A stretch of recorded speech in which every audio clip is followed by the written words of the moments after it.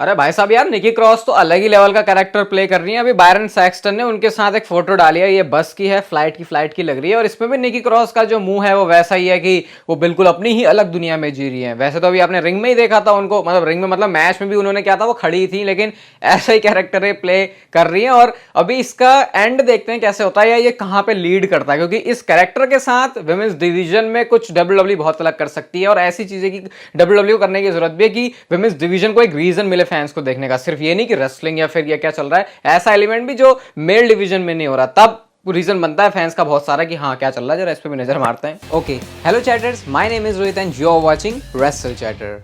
Welcome है guys आपका voice of wrestling के एक और नए एपिसोड में। और सबसे पहले शुरुआत करते हैं गुड न्यूज के साथ, जो कि हम रेसलिंग फैंस के लिए, डब्ल्यूडब्ल्यू फैंस के लिए तो एक बैड न्यूज है, क्योंकि जो हॉलीवुड की स्ट्राइक है वो ऑफिशियली फाइनली ओवर हो चुकी है। 118 दिन के आसपास जो स्ट्राइक है वो चली थी, और इसका मतलब ये है कि जॉन सीना का भी डब्ल्यूडब्ल्यू के साथ जो रन है वो हो चुका है खत्म। मैंने आपसे बोला था कि अगर हॉलीवुड की स्ट्राइक जो है डब्ल्यूडब्ल्यू, जो हॉलीवुड की स्ट्राइक अगर वो कंटिन्यू रहती है तो फिर और डेट्स पर भी आ जाएंगे जॉन सीना, जैसे सर्वाइवर सीरीज भी वर्क कर सकते हैं। लेकिन अब उन सारी पॉसिबिलिटीज का यहां पर खात्मा हो चुका है, मतलब कि जॉन सीना का जो रन है वो इतना ही था। अब आप मुझे बताना है जॉन सीना का रन आपको कैसा लगा। लेकिन जो अगली स्टोरी है जॉन सीना की वो और भी ज्यादा इंटरेस्टिंग है।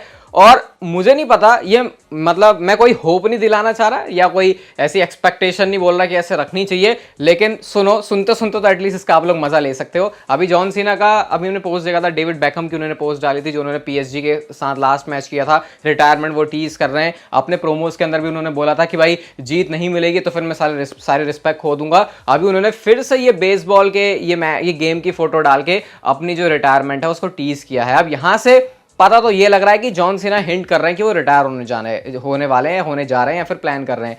लेकिन आप सोचो, क्या अगर सच में कोई इंसान रिटायरमेंट लेने वाला है तो क्या वो टीज करेगा उस चीज को? मतलब चलो रिटर्न तो टीज हो सकता है, या कोई अपना नया कैरेक्टर टीज हो सकता है, रिटायरमेंट कैसे टीज हो सकती है? खुद एक बार अगर इसको खुल के सोचा जाए तो शायद पॉसिबली ये एक ऐसी चीज होने वाली है जॉन सीना के साथ अपने नेक्स्ट डब्ल्यूडब्ल्यू रन में, या फिर जब भी डब्ल्यूडब्ल्यू इसको प्लान कर रही है, जो कि सुपर सीना को वापस लेकर आएगी। क्या मतलब है इसका सिंपल सा ये मतलब है कि जितनी ज्यादा हाइप इस समय बनाई जा रही है जॉन सीना के रिटायरमेंट को लेके कि अब उनके आखिरी दिन चल रहे हैं, इवन प्रोमोस के अंदर भी वो ऐसी बातें बोल रहे थे कि अगर मैं नहीं जीता तो सब कुछ खत्म हो जाएगा।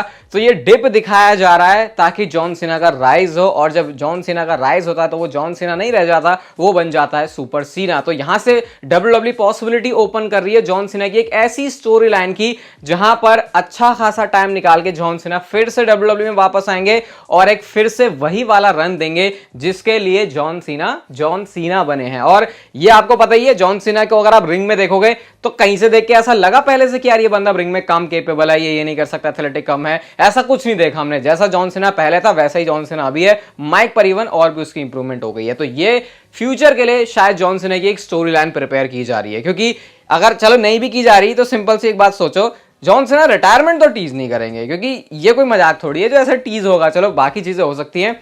तो ये नेक्स्ट सुपर सीना का शायद एक रन लोड हो रहा है इस समय डब्ल्यूडब्ल्यू कंपनी में, जो कि फ्यूचर में आपको दिखेगा। आप क्या सोचते हो इसके बारे में? आपको क्या लगता है, किस तरीके से आप इसको देखते हो? क्योंकि अगर ये हो रहा है तो भाई जॉन सीना के फैंस तो भाई फिर कूद के उछल के पागल ही हो जाएंगे, क्योंकि जॉन सीना कंपीट कर रहे हैं, मैचेस हार रहे हैं, लेकिन जब ऐसा जॉन सीना वापस आएगा तो उसको देखने का फिर से दोबारा ही मजा आएगा और पुरानी वाली जो सारी वाइब्स हैं वो वापस आ जाएंगी। मैं तो बोलते बोलते ही बड़ा एक्साइटेड हूँ इसको लेकर। आप बताना जरूर कमेंट में आप क्या सोचते हो उसके बारे में।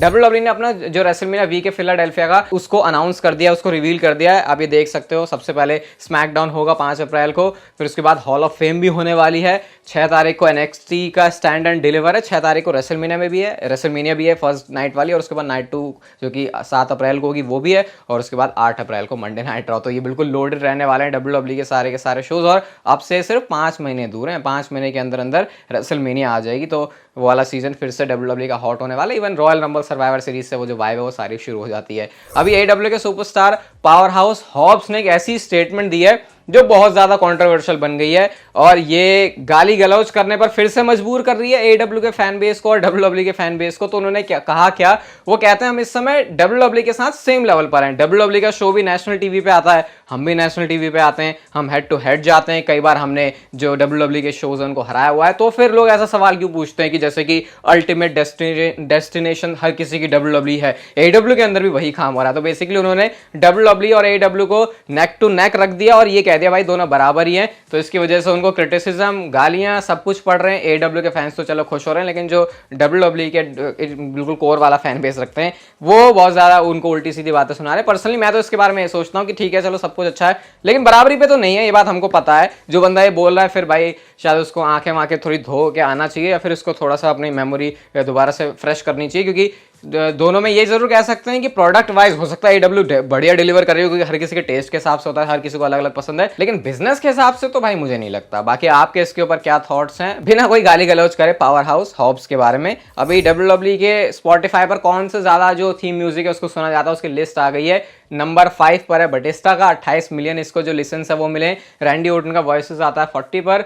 थर्ड पर आते हैं जॉन सीना 40 मिलियन के साथ। ट्रिपल एच भी आते हैं 78 मिलियन के साथ। और नंबर 1 पर है the best in the world CM Punk, जिन्होंने 84 मिलियन लिसन्स करे हुए हैं अपने सबसे ज्यादा डब्ल्यू के स्पॉटिफाई के ऊपर थीम सॉन्ग के लिए। तो यहाँ से आई थिंक समझ जाना चाहिए भाई, तो माहौल सीन तो सेट लग रहा है भाई इस समय। डेविन प्रीस्ट के मनी इन द बैंक के ब्रीफकेस की बात करते हैं, जो कि इस समय एक बहुत बड़ी मिस्ट्री बनी हुई है कि भाई ये बंदा कैश इन करेगा कब, इसके पास ब्रीफकेस है, ये इस मूवमेंट पर लगता है। सबसे पहले समर स्लैम में सुना था हमने, लेकिन मैं आपको ये जरूर बता देना चाहता हूं कि जब भी डेविन प्रीस्ट का कैश इन होगा वो एक ऑर्डिनरी कैश इन बिल्कुल भी नहीं होने वाला। वैसे कैश इन कभी ऑर्डिनरी होते भी नहीं है, लेकिन डेविन प्रीस्ट का कुछ बहुत ज्यादा स्पेशल जो कैश इन है वो होने वाला है, क्योंकि वो जजमेंट डे के साथ लेंगे और जो भी उसका आउटकम होने वाला है, अब इस पॉइंट पे तो ये भी नहीं कह सकते कि सक्सेसफुल होगा फिर अनसक्सेसफुल होगा, कुछ बहुत मेजर चीज होगी उसके अराउंड। ऑब्वियसली अगर कैश इन सक्सेसफुल होता है तो बड़ी चीज होगी भी, लेकिन अगर अनसक्सेसफुल भी होता है तो वहां से एक बहुत बड़ा टॉकिंग पॉइंट मिलेगा जो आगे बड़ी चीजों की तरफ लीड करेगा। अभी आपको लग रहा होगा मैं बोल क्या रहा हूं, लेकिन जजमेंट डे के साथ वो है, अगर वो हारे तो डेफिनेटली उसमें जजमेंट डे का रोल है, तो शायद उनका एक अनसक्सेसफुल कैश इन उनको जजमेंट डे से अलग कर सकता है। जीतना तो ऑब्वियसली फिर वो बड़ी बात अपने आप में वैसे हो ही जाती है, तो इसको भूलना मत बिल्कुल भी। रेसलमेनिया भी पास आ रही है, तो रेसलमेनिया तक की डेट होती है शायद इसको कैश इन करने की, या रेसलमेनिया के बाद भी होती है। रेसलमेनिया ही होती है आई थिंक, जितना मुझे पता है कि ऐसे बोलते हैं कि नेक्स्ट ईयर रेसलमेनिया तक मौका है, या फिर क्या पता इसको अभी चेंज वेंज करके मनी इन द बैंक तक कर देगी, जब तक अगला मनी इन द बैंक नहीं हो जाता। एक साल होता है वैसे, पूरे एक साल का टाइम मिलता है, तो रेसलमेनिया तक सेथ रॉलिंस ने किया था, क्या उसके बाद भी मौका बन सकता है उनके लिए, ये भी एक इंटरेस्टिंग पॉइंट है। एक बड़ी खतरनाक सी, फनी सी, हिलेरियस और जो भी आपको इसे बोलना चाहो वीडियो आई है, जब एक फैन जाता है जिमी ऊसो के पास कि भाई मेरे को आपके साथ एक फोटो क्लिक करनी है, तो जिमी ऊसो ने फोटो तो नहीं करी, ऊपर से अपनी जो मिडिल फिंगर है उसको बाहर निकाल दिया। मैं नहीं निकाल रहा ऑब्वियसली, क्योंकि उन्होंने जो जॉन सीना के फैन ने सेल्फी मांगी थी, फोटो मांगी थी, वो जॉन सीना की कैप और जॉन सीना की टी शर्ट पहन के थे। और जिमी ऊसो ने कहा भाई तूने गलत टी शर्ट गलत कैप पहनी हुई है, तो तू तो बिल्कुल भी मैं तेरे साथ फोटो वोटो नहीं खिंचवाने वाला। अपना लगेज वगैरह कार के पीछे से निकाल के वहां से चले जाता है, कोई घंटा भाव नहीं दिया उन्होंने। तो जिमी ऊसो भी अपना जो कैरेक्टर वर्क है वो डब्ल्यूडब्ल्यूई के रिंग के आसपास तो रखते ही हैं, लेकिन बाहर भी रखते हैं। और जब ऐसा कुछ होता है तो उसको देखने में मजा आता है कि हाँ भैया लिटरली जो बंदे टेलीविजन पर कर रहे हैं रियल में उस लाइफ को वो जी भी रहे हैं। डब्ल्यूडब्ल्यूई के एलिमिनेशन प्रीमियम लाइव इवेंट की बात करते हैं, जो कि ऑस्ट्रेलिया में होने वाला पर से होगा, तो 50 से 60 हजार इसकी जो स्टेडियम की कैपेसिटी है वो होने वाली है। अभी फिलहाल के हिसाब से ऐसा है, इसके टिकट्स ऑन सेल आ चुकी हैं। और आपको मैं जो स्टेडियम का चार्ट है वो भी दिखाया था भाई, ये देखने में इतना सुंदर लग रहा है, देख रहे हो कितना मस्त तरीके से पूरा जो सीटिंग अरेंजमेंट है, जो प्लान है वो कितना बढ़िया किया हुआ है। तो जब यहाँ पे बंदे एंटर करेंगे रिंग में तो यार उसकी तो अलग ही वाइब होगी। और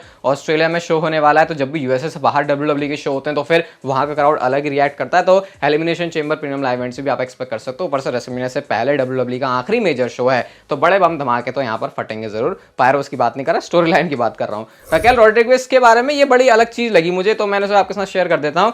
उनका पूरा जो प्रोडक्शन ट्रक है, जो रेसलमेनिया का 40 का प्रोडक्शन तो नहीं है, ट्रक जरूर है, आई थिंक प्रोडक्शन है इसमें, मुझे नहीं पता, कुछ तो है ये डब्ल्यूडब्ल्यूई से रिलेटेड, जिसमें अपना सामान वामान या फिर बहुत सारी चीजें डब्ल्यूडब्ल्यूई लेके जाती है।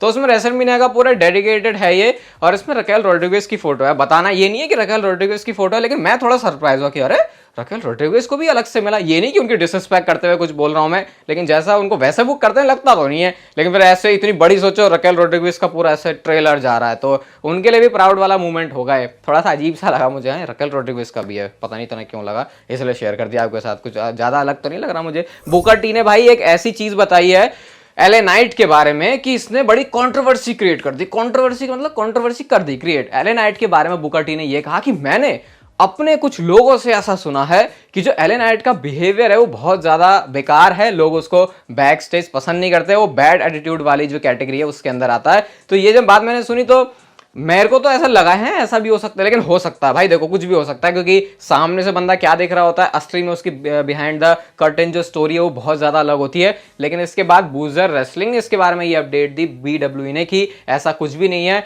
बुकर टी की जो बातें वो बेसलेस हैं और एले नाइट को बहुत ज्यादा बैक स्टेज पसंद किया जाता है एंड वेरी वेल फोकस्ड, ऐसा उनका कहना था। और पर्सनली मुझे भी ऐसा ही लगता है। अब ये नहीं कह रहा कि बुकर टी ने कुछ गलत कहा, लेकिन हो सकता है बुकर टी के बंदों ने बुकर टी को गलत बता दिया, क्योंकि जब भी कोई छोटी सी बात भी बुकर टी को पता चलती है तुरंत अपने पॉडकास्ट में माइक लेके आ जाते हैं, हाँ हाँ ऐसा ऐसा वैसा हुआ, मतलब वो थोड़े से बात उन्हीं किस्म के, ऐसा मुझे लगता है। तो ये थोड़ी सी कंफ्लिक्टिंग चीज हमें चल रही है एले नाइट के बारे में, जो कि इससे पहले की ज्यादा कुछ तूल पकड़ती उसको पहले ही एड्रेस कर दिया गया। सर्वाइवर सीरीज का वॉर गेम्स वाला मैच डब्ल्यूडब्ल्यूई ने ऑफिशियली अनाउंस कर दिया, Cody Rhodes, Jey Uso, Sami Zayn and Seth Rollins versus the Judgment Day. और गाइस इस मैच के जो ऑड्स हैं वो रिवील हो चुके हैं और मेरा दिमाग घूम गया भाई, इस मैच में जो ऑड्स फिलहाल हैं वो किसको विनर बता रहे हैं। तो करंटली इस मैच को जीतने के लिए जो टीम फेवरेट है वो जजमेंट डे नहीं है, बल्कि जो फेस टीम है कोडी रोड्स वाली, जे उसो, सैमी ज़ेन और सेथ रॉलिंस, ये समय मैच को जीतने के लिए फेवरेट है। और आपको पता ही होगा जब पूरी की पूरी कोई एक टीम फेवरेट होती है तो मतलब एक जो एक्चुअल टीम है, लेजिट टीम, अब ये फेस वाली कोई टीम तो है नहीं है, तो फिर ऐसे टेम्पररी टीम बनाई है, तो वो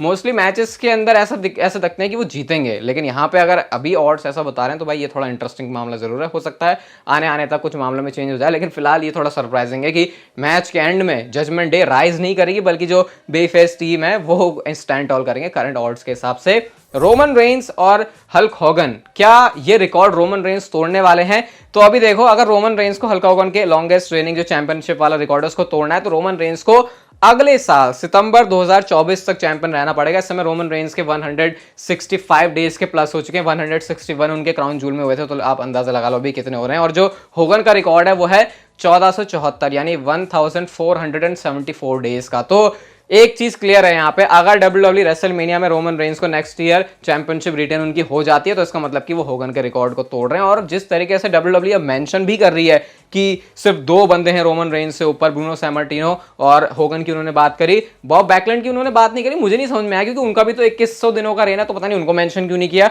लेकिन इस समय डब्ल्यूडब्ल्यूई ऐसा बता रही है, और जब डब्ल्यूडब्ल्यूई किसी रिकॉर्ड के आसपास आ जाती है ना, तो फिर वो चाहती है अब इसको कर दो। मॉडर्न रेसलिंग में जितने से ज्यादा रिकॉर्ड उतने हो, क्योंकि पुरानी चीजों के बारे में क्या ही कोई बात करेगा, हेडलाइंस तो अब बनेगी ना जब रोमन रेंस अगर होगन को भी पीछे छोड़ देते हैं, तो डब्ल्यूडब्ल्यूई के हिसाब से फिर टॉप 2 के अंदर आ जाएंगे रोमन रेंस। तो ये वाले आइडिया के साथ भी डेफिनेटली डब्ल्यूडब्ल्यूई जा सकती है, क्योंकि इसीलिए फिर इस चीज को वो लोग मेंशन भी कर रहे हैं। तो सितंबर 2024 तक रोमन रेंस के पास टाइटल रहनी चाहिए। अगर थोड़ा सा कंपैरिजन बताऊं तो होगन ने अपने 1400 दिनों में लगभग 468 टाइटल डिफेंस किए थे, और रोमन रेंस के वो टाइटल डिफेंस है 54। तो ये एक रोमन रेंस के जो एंटी रोमन रेंस वाले हैं उनके लिए एक बहुत अच्छा पॉइंट है बोलने के लिए। अगेन बोलने की बात भी है, क्योंकि ज्यादा टाइटल डिफेंस लोग चाहते हैं, बट अगेन फिर रोमन रेंस का रेन भी थोड़ा अलग किस्म का था। तो बातें तो होती रहेंगी, जितनी बातें होंगी उतना बढ़िया है वैसे डब्ल्यूडब्ल्यूई के लिए। लेकिन देखते हैं क्या ये होगन वाली चीज डब्ल्यूडब्ल्यूई करती है, मेंशन तो कर रही है, तो फिर शायद ये चीज हो भी सकती है। आज की फाइनल स्टोरी रैंडी ओर्टन से रिलेटेड है, और भाई साहब रैंडी ओर्टन के बारे में एक फाइनल चीज मैं आपको बताना चाहता हूँ, उसके बाद चल लेते हैं अपने दोनों। रैंडी ओर्टन का जो मामला है वो 100% क्लियर है कि बस अब बंदा बिल्कुल रेडी है। अगर एक कॉल घुमा के कल भी उनको लाइव इवेंट में बुलाया जाए तो रैंडी ओर्टन वहां पे आ जाएंगे, पूरा मामला फिट है। अब सिर्फ उनको स्टोरी लाइन में इंसर्ट करने की बारी है। मतलब कुल मिला के Randy Orton is all set to return at this moment, which is a very good news. बाकी अगर आपको ये वीडियो अच्छी लगी तो इसे लाइक जरूर करना यार, और चैनल को आप लोग सब्सक्राइब भी कर सकते हो, इन वीडियोस को शेयर कर सकते हो लोगों के साथ जिनको डब्ल्यूडब्ल्यूई का कंटेंट देखने में मजा आता है। बाकी तब तक आप जिंदगी के मजे लो, वरना पता है ना जिंदगी आपसे मुझे ले लेगी।